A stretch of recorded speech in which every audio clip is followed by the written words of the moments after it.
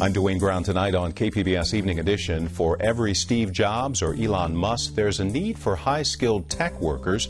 How San Diego is leading the way to help people land those high-paying jobs. Spring is in the air for a couple of pandas at the San Diego Zoo with a little help from reproductive specialists and in vitro fertilization. When will we know if a cub is on the way? I'm Peggy Pico. Also ahead, San Diego Unified students will get a lesson in classroom civility, how it could change insult-based apps like Burn Book.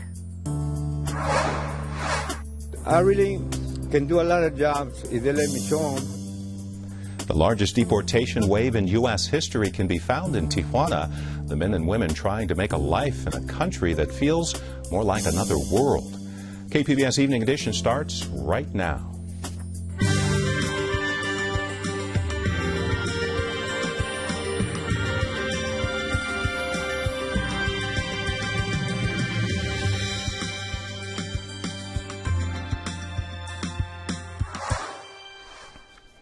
Hi, good evening. Thanks for joining us. It's full speed ahead for San Diego County's ambitious effort to tackle Alzheimer's disease. The Board of Supervisors has signed off on an action plan for the initiative. KPBS health reporter Kenny Goldberg joins us from our North County Bureau. Kenny, what can you tell us about the Alzheimer's Project? Well, as you mentioned, Dwayne, it is an ambitious project. It's a multi-year effort aimed at tackling Alzheimer's disease. And the project has 6 major components, each of which has its own panel of local experts that's going to attack Alzheimer's from their own unique perspective. And it's thought that taken together, these 6 components will have a comprehensive effect on the battle against Alzheimer's disease. And Kenny, why is the county taking this issue on right now? Well, Alzheimer's has become the county's 3rd leading cause of death, and it's estimated more than 60,000 people are afflicted with Alzheimer's disease in San Diego County. And the costs are enormous. They're going to double by 2030, as is the number of people afflicted with Alzheimer's. So the county really wants to try to get a handle on it. The 3rd leading cause of death. What's the likelihood the county's efforts will move the needle on Alzheimer's? Well, that's the important question. I think when it comes to the county's effort to stimulate the research pipeline and try to come up with some new therapies or even a possible cure, I think that's a long shot. But the county is trying to improve and coordinate and make more uniform the kind of care Alzheimer's patients get. And they want to address some of the issues of Alzheimer's caregivers. So I think if they can accomplish those things, that'll be a pretty prodigious achievement. From our North County Bureau, KPBS health reporter Kenny Goldberg. Now open for business, the first legal medical marijuana dispensary in the city of San Diego. Workers for a green alternative say today mark their soft opening. They will hold the grand opening Friday at their new home inside a shopping plaza in Otay Mesa. The dispensary owner says it meets all the minimum requirements for a permit, from employee background checks to having an armed guard on duty. A green alternative expects to see 7,500 to 10,000 patients in the first month. There may be new rules on where you light up in the city of Oceanside. Council members there are reviewing a new ordinance that may ban smoking on outdoor bar and restaurant patios. The mayor says it would help restaurant owners say no to smokes. Oceanside business owners who oppose the ban say they have benefited from being the only city on the North Coast to allow smoking on outdoor patios. 4 years of drought combined with ongoing record high temperatures have depleted water supplies in the county, but KPBS reporter Susan Murphy tells us new state conservation measures are not expected to be imposed here. San Diego County residents are under mandatory water restrictions and have been asked to conserve water by 20%. It's part of the Water Authority's Level 2 drought alert that was activated in July. The measure calls for limiting outdoor watering to 3 days a week, repairing leaks immediately, and shutting off decorative fountains. Also prohibited is using a hose to spray down patios and driveways. Jason Foster with the San Diego County Water Authority says the existing rules are consistent with new regulations the state passed this week. Basically what it means is we're going to need to keep up our water conservation efforts that we've been encouraging people to do for the last year plus.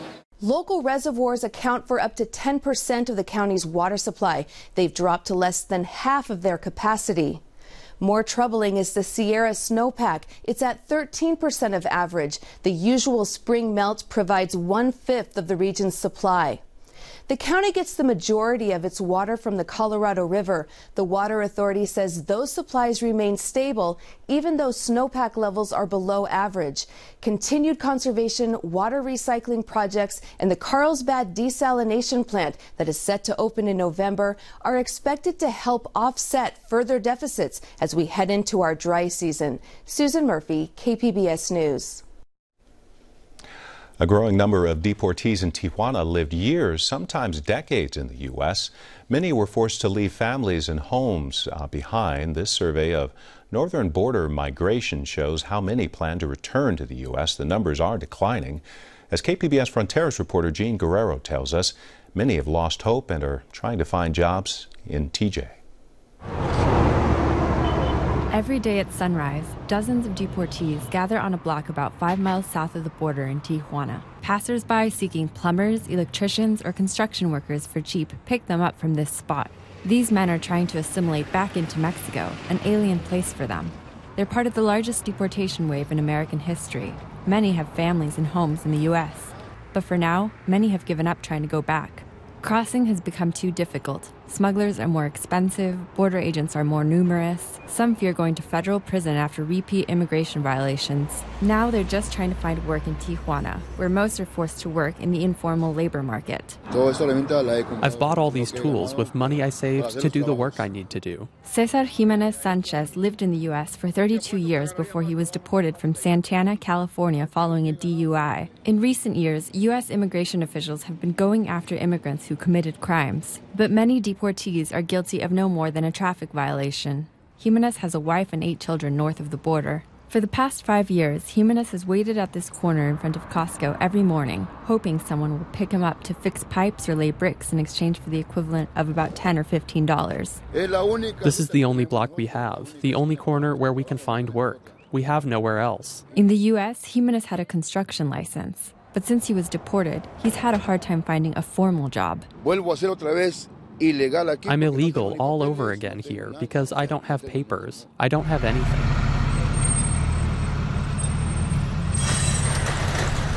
Shelters like El Desayunador Salesiano are ramping up services to help deportees like Jimenez reintegrate into the Mexican working class. This shelter offers migrants free daily meals, helping them save a little money to get off the streets. It also provides showers and donated clothing. Volunteers give free haircuts, allowing migrants to groom themselves prior to job interviews. Antonio de la Peña Hernandez said he came to clean up his look to improve his chances of getting an office job that will be easier on his weakening legs. He was deported in 2009, having lived in the U.S. since he was 5 years old. In Tijuana, he works on the streets, picking up trash for a few pesos.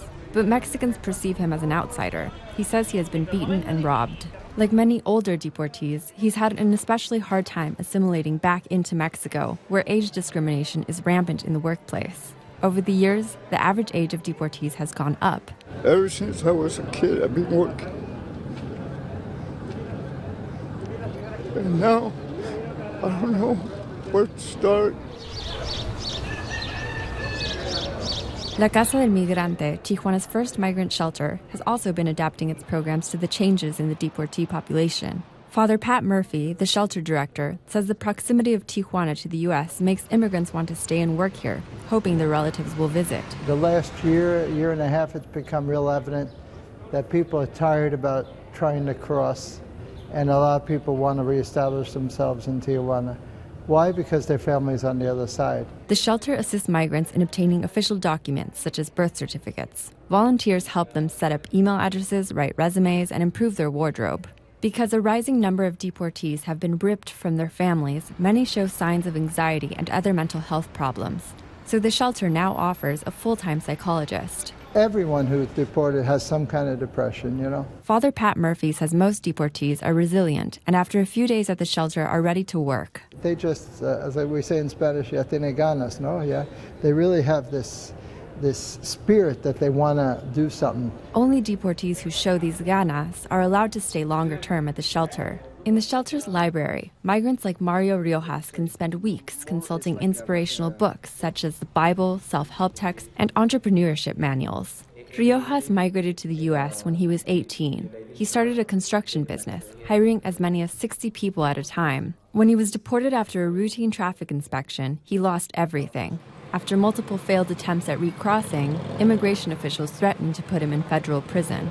He decided it wasn't worth the risk. So we had to keep our mind and your body where you are. The Casa was able to secure him a job at Telvista, a call center outsourcing company capitalizing on the number of bilingual deportees in Mexico. Riojas hopes to have enough money to rent his own place in less than a month. In the meantime, he's staying in a shared room at the Casa. It's not the same when when you have you house over there in the States, but I feel okay, you know. Riojas plans to work at Telvista until he can start a construction company like the one he had in the U.S. Around noon, with a fellow deportee, Riojas walked to the offices of Telvista. The towering silver skyscraper where Telvista is located was visible from the hill where the shelter lies. Jean Guerrero, KPBS News. A survey of visitors at that Tijuana shelter shows half of them currently have informal jobs, such as street vendors, street cleaners, and car washers. Most had worked as cooks, gardeners, and security guards here in the U.S. A Navy SEAL from Coronado has died after a parachute jump accident. The Navy says his parachute may have malfunctioned during training exercises near Paris. He was assigned to the Naval Special Warfare Group 1, which is based in Coronado. Paris is a major skydiving center in Riverside County. There were 2 fatal skydiving accidents involving military personnel in 2013.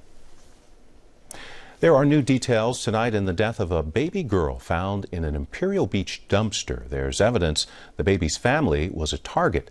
Long Beach police released these sketches today. Detectives say they may be connected to the kidnapping and death of 3-year-old Eliza de la Cruz.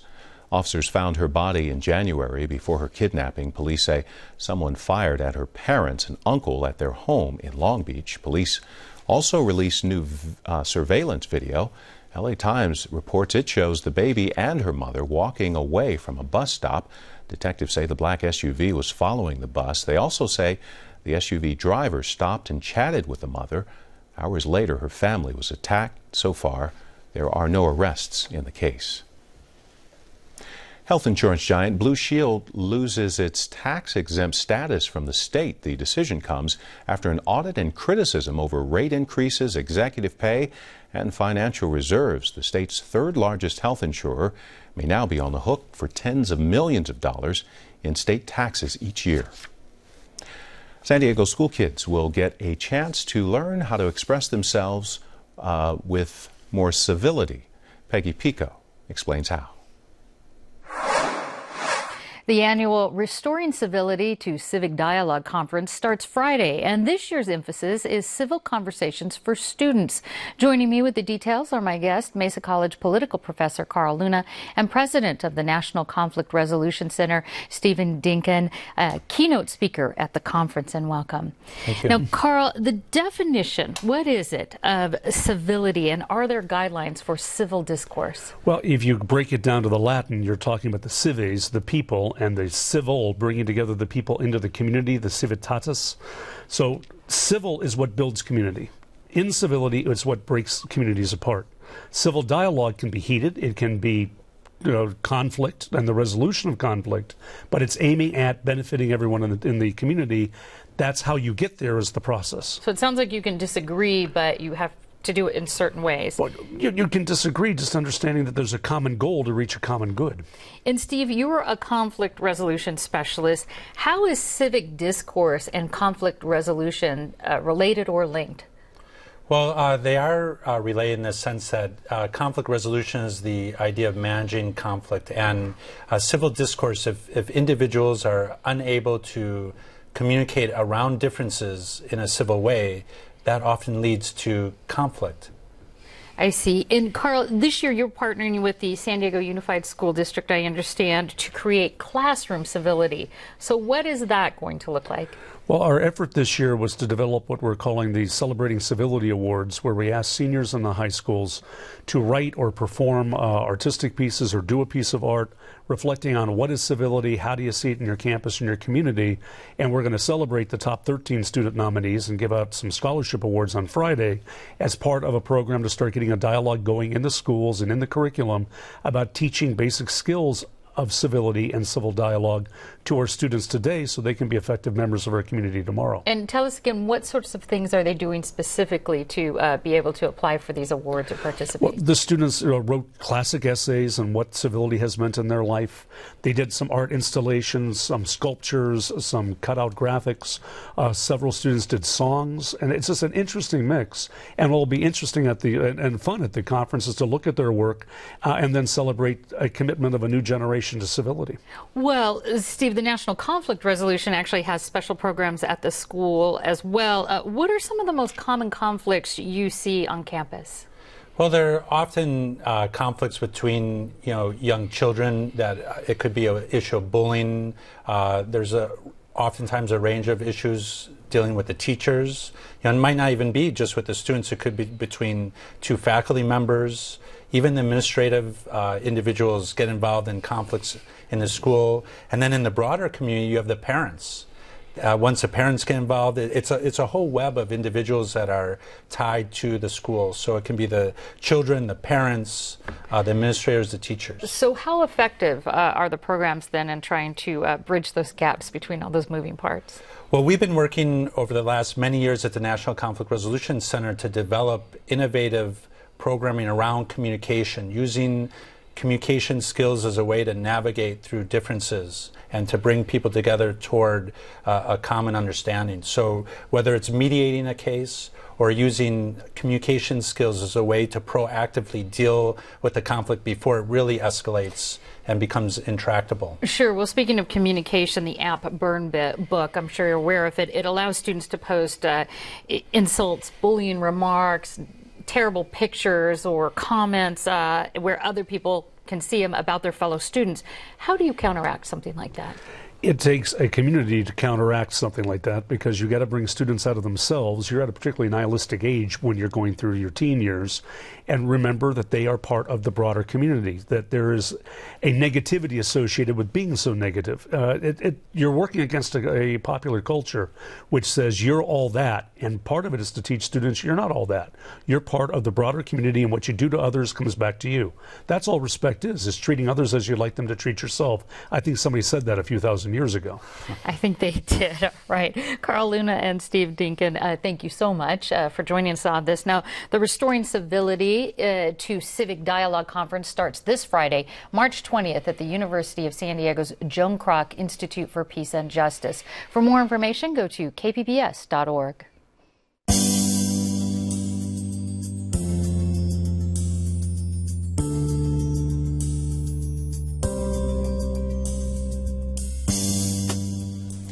Getting more community college students better paying jobs, the Strong Workforce Town Hall Series wrapped up today in San Diego, where attendees from local colleges and businesses talked about the opportunities available to learn the skills needed for the higher paying science, technology, and engineering fields. It was the final event hosted by the California Community College Task Force. And this town hall is a call to action on what can we do together between industry and education so that California can create 1 million more middle-skilled workers to support our regional economies. And the Regional Economic Development Corporation here says 40% of jobs in San Diego's STEM fields don't require a degree from a four-year college or university. And for every company employing a scientist, you need a lab technician. That's where community colleges want to fill the gap.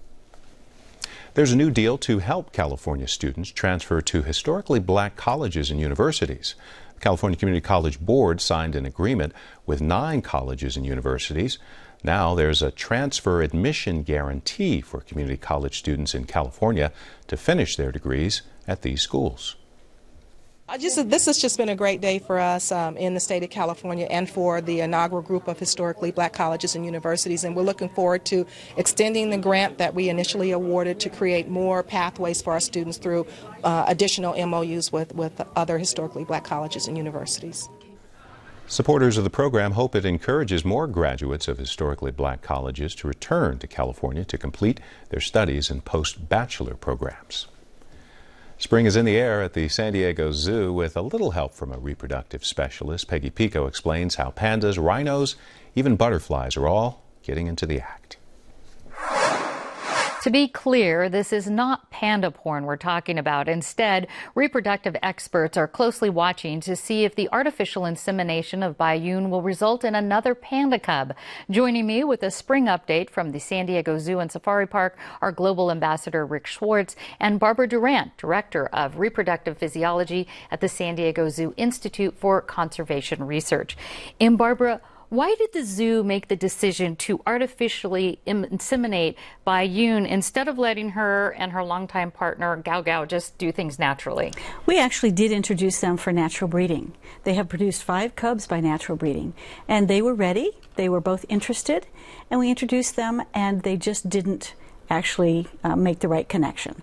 So although Bayun was ready, and we knew that she had ovulated already, so we wanted to take advantage of that ovulation to do artificial insemination. When will you know if she's pregnant, and how long, if she is pregnant, would it be till we might see a cub? We should be able to tell if she conceived within about a month. And then later on, we'll look to see signs of implantation in about 2 or 3 months. And she should give birth probably in August. All right. And Rick, so far Bayun has delivered 5 cubs. If this results in another cub, how long would this cub stay at the zoo? Well, in general, some people don't know. China retains all ownership of all pandas, even those born at the San Diego Zoo.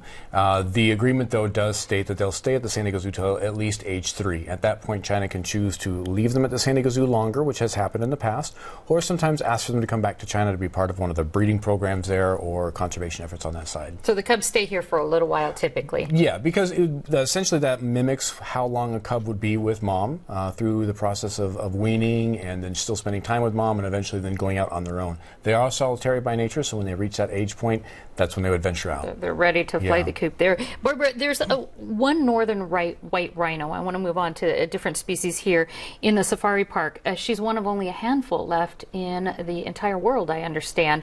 Is there any hope for reproduction for her or any of the others in the wild? There's no hope for Nola, our more than 40-year-old northern white rhino at the safari park, because she's too old.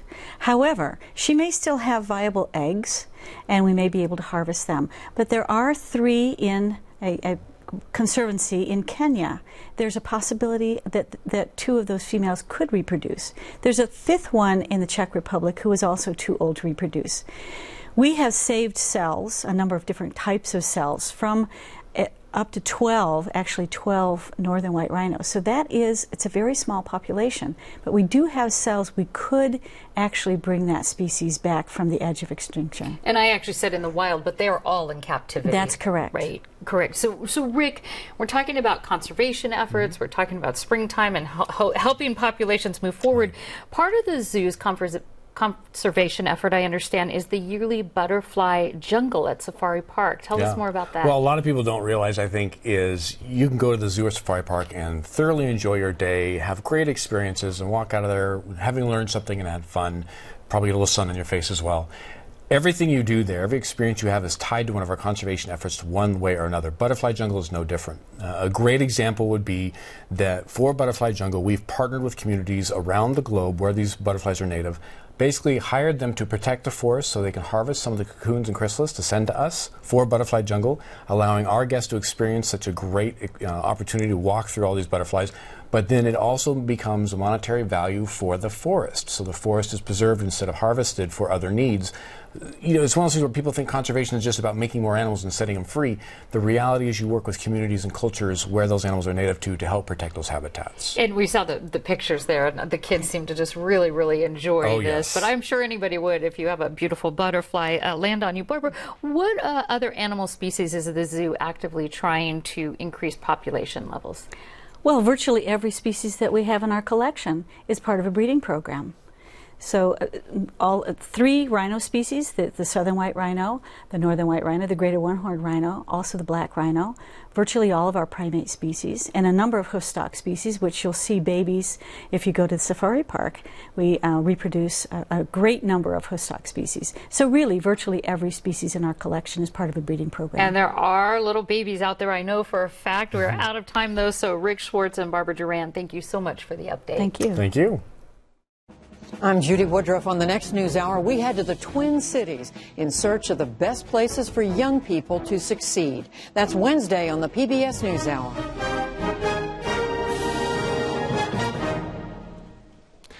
Well, we are back into a more seasonal-like weather pattern around San Diego. In fact, we're looking at a chance for showers tomorrow.